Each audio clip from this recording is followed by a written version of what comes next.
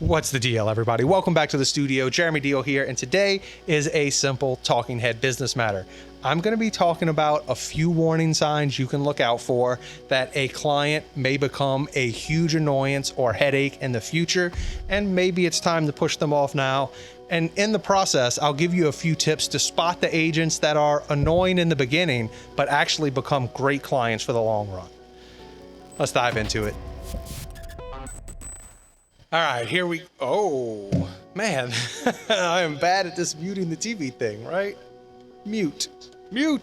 There we go. All right, put that remote on off to the side. What's going on? As you can see, I'm still trying to figure out this AC, fan, and microphone situation. I had a lot of plosives and pops in my last video, so hopefully this video doesn't do the same. I'm trying to do that, so let me know what you think about the audio, if it's better than the last one or not. So back into the subject matter. We're going to be talking about annoyances from clients and kind of a grand scheme of how you can tell if a client is going to be very annoying and or time consuming of your schedule. And that's really what I mean by annoying, is how much time are they going to take from your schedule compared to every other client you work with. So the very first thing I'm going to talk about is someone who is not put together, or should I say unorganized. Unorganized is the very first red flag clue. Now, I'm not saying their whole life has to be organized, but what I'm saying is their business has to be organized. I understand we're in a hot market and things happen quickly, but if this is the type of agent who always needs photos instantaneously and is always asking how quickly they can get those photos back, this is a sign that they are not very organized. They're probably very last minute, and that means they'll probably have to reschedule on you. I can't tell you how often my admin gets calls from agents we work with that need something right away, and she works around the schedule to fit it in for the next day, just to have that agent call back a few hours later and be like, oh, actually, they're not going to be ready. Can we do it next week? So instantaneously, number one red flag is disorganization and constant need of quick turnaround and quick to-site programs. That's red flag number one. Red flag number two, respect. This is one of the great advantages to owning and operating your own company, is that you only have to deal with the clients and agents you want to work for. So if clients are disrespectful of either you, your team, or your time, then you don't have to work for them. I realize that sometimes high volume clients can be quite annoying and cumbersome.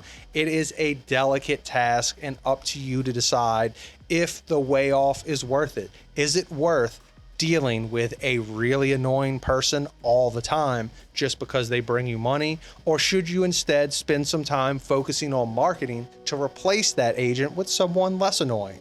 You know, I can't personally make that decision for you. That's something you have to decide, but it's something that I've noticed over time of owning and operating this company, is simply the fact that if someone does not respect your time, it will eventually become a problem. Somewhere down the road, a problem will occur between you and them, and it will probably be a blow up. My last one was really large. It was crazy. I had someone say, either way, it doesn't really matter. Let's just say it was kind of a nightmare situation. And it's what really taught me to start narrowing down the actual clients I work for to those who respect my time, respect my craft, and respect the fact that there are times that I do not work. That's the hardest one to get to agents in this industry. They want you to work 24/7 like they do. If that's not what you want to do, don't feel obligated to do so. My business hours are 9 in the morning till 6 in the afternoon, and no weekend time. I do not shoot on weekends, no matter how much they ask me. Okay, I lie. I do shoot on weekends sometimes, but that's only when it's unavoidable and there's been lots of rain during the week and I have to push things on. Or more realistically, I charge an extra $100 fee if someone wants me to work on the weekend. So if you want me to shoot on a Saturday, I will do that, but it will instantaneously cost you $100 more, because I expect you to not only respect my work time, but to respect my personal time as well.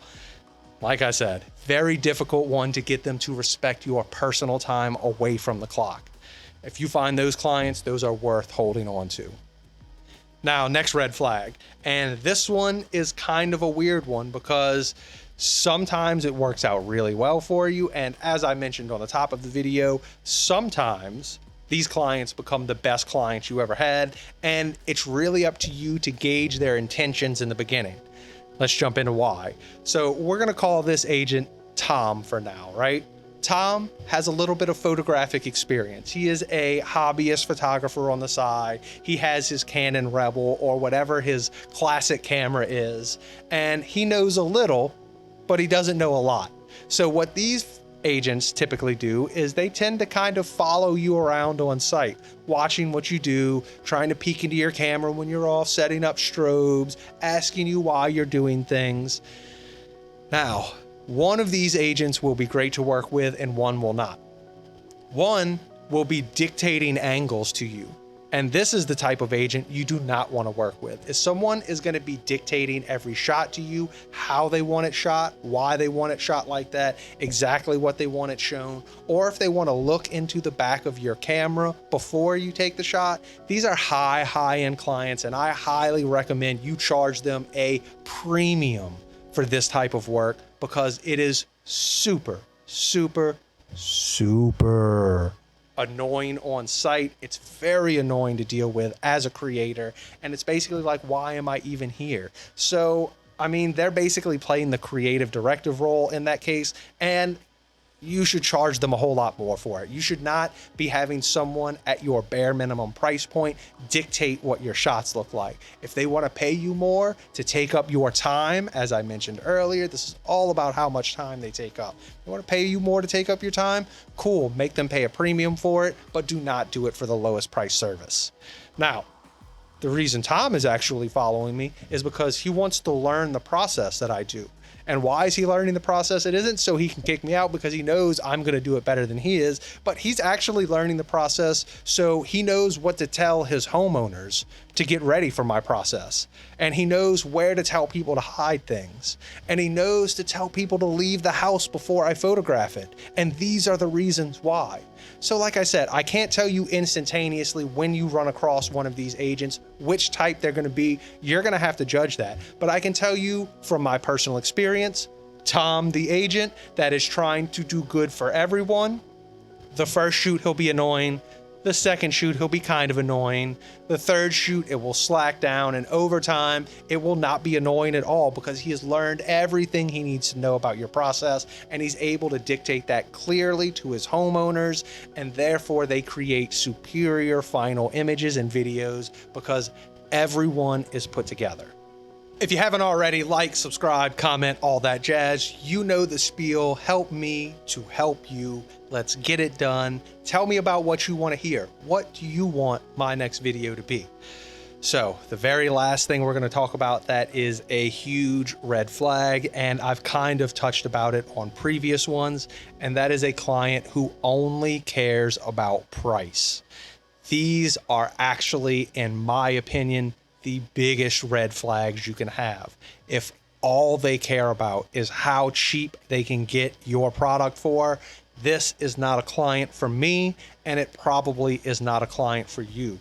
9 times out of 10, people that only care about price tend to be the pickiest about delivery products. They tend to be the most annoying, not only on site, but as soon as you leave, asking when they're going to get their photos. These people are very, very peculiar. Typically, not all the times, but typically they're very cheap in their everyday life. They're trying to stretch their budget as far as possible. They want to spend the absolute least amount of money on marketing materials as possible to sell this house. If someone has higher end properties and they always want the lower end pricing package, this has also tended over time to not go so well for me personally. Over time, they expect higher and higher quality, and they never expect to pay more. If someone is always buying your lowest price product, no matter what size property they are trying to sell, another red flag that this is someone that probably does not respect you or your time. So this isn't necessarily a fireable offense, but just something to keep in mind. None of these things that I'm giving you are dead end, fire this person instantly, don't work for them. But these are just a conglomerate of things that agents can do, and maybe they have 4 or 5 of these traits. Maybe they only have 1. This is up for you to decide. I'm just giving you the red flags of agents that have been difficult for me. Now, this is a huge red flag because every industry leading realtor or real estate agent out there knows that the marketing dollars you spend are the only budget that goes towards the next house you get. Everything you spend on photos dictates the next client you get. So what you spend on marketing, you get back tenfold. These agents that I'm talking about don't realize this yet, and they will nickel and dime you to death, and they will take up the absolute most amount of time that you have. If you do not want yourself personally or your admin constantly berated by an agent with tons of questions, always asking for discounts, wanting the lowest price. Oh, but I've been a loyal client. I've brought you 3 shoots this year. Don't I deserve a discount? Sorry, I work with agents that I shoot 10 houses a week for, and they do not get a discount. Be firm on who you are. Don't offer discounts. Don't discount yourself. Don't discount your services. Do not overprice yourself. Do not underprice yourself. And no matter what, don't deal with clients you don't want to deal with. If they are annoying, they've probably been kicked and booted by other photographers in the past, which is why they're to you anyway, right? So, as always, keep rocking and rolling. Enjoy what you're doing. Make smart business decisions. Make smart client decisions also. I'll catch you next time.